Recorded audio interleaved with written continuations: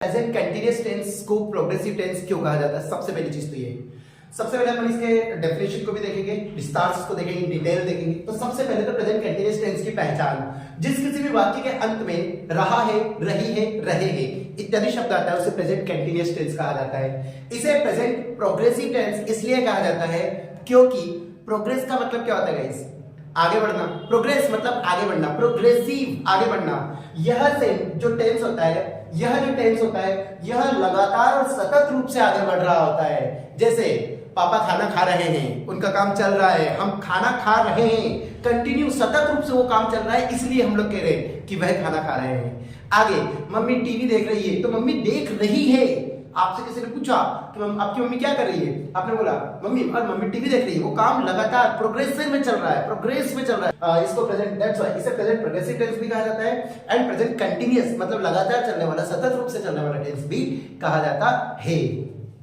अब आगे देखिएगा, जब आप इसमें आगे देखिए, जिस वाक्य के अंदर में रहा है, रही है, रहे हैं इत्यादि शब्द आता है उसे प्रेजेंट कंटीन्यूअस टेंस कहते हैं। When you talk about the subject, you know very well, I, we, you and they, he, she and it and other name। अब क्या हमें सब्जेक्ट इज एम आर की बात आती है तो आपको पता है आई के साथ हमेशा एम का उपयोग किया जाता है।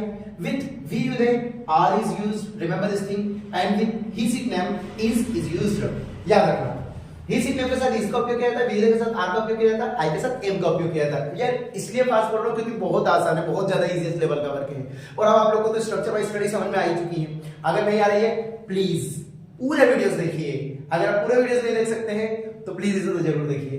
एंड गाइस अभी आपको रियलिटी बताऊं, क्या इंग्लिश का क्या है, इंग्लिश ऐसा सब्जेक्ट आप सीखे नहीं सीखे, मेरे पास कई सारी काउंसलिंग आती है, वो आज पूछ लेती है, आज पूछ के 15 दिन बाद ज्वाइन करती है। मतलब ये मन के ऊपर डिपेंड करते हैं, ये माइंड के ऊपर डिपेंड करता है, दिल के ऊपर डिपेंड करता है, करना नहीं करना डिपेंड्स ऑन देम। वे जानते हैं अच्छी तरह, नहीं सीखेंगे तो भी कुछ बिगड़ना तो है नहीं, बट सीखना है, सीखने वाला डेफिनेटली आता है। सो आई वुड लाइक टू से कि टेक इट इजी, इस चीज को इजी लीजिए, लेकिन इसका मतलब ये नहीं है कि इंग्लिश इंपॉर्टेंट नहीं है।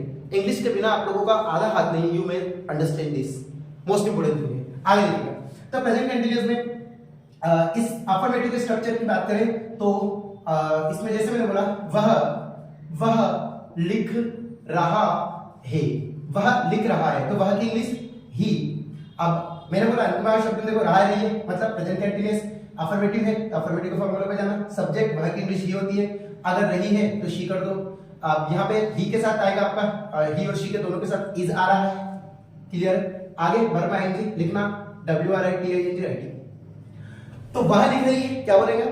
She is writing. वह लिख रहा है, ही इज राइटिंग। मैं लिख रहा हूं, I am writing, I am writing. हम लिख रहे हैं, वी आर राइटिंग। आप लिख रहे हो, यू आर राइटिंग। वे लिख रहे हैं, दे आर राइटिंग। सर लिख रहे हैं, सर इज राइटिंग। मैं पढ़ा रहा हूं, आई एम टीचिंग। वह पढ़ा रहा है, ही इज टीचिंग। आप पूछ रहे हो, यू आर आस्किंग। इंपॉर्टेंट है लेकिन टफ नहीं है।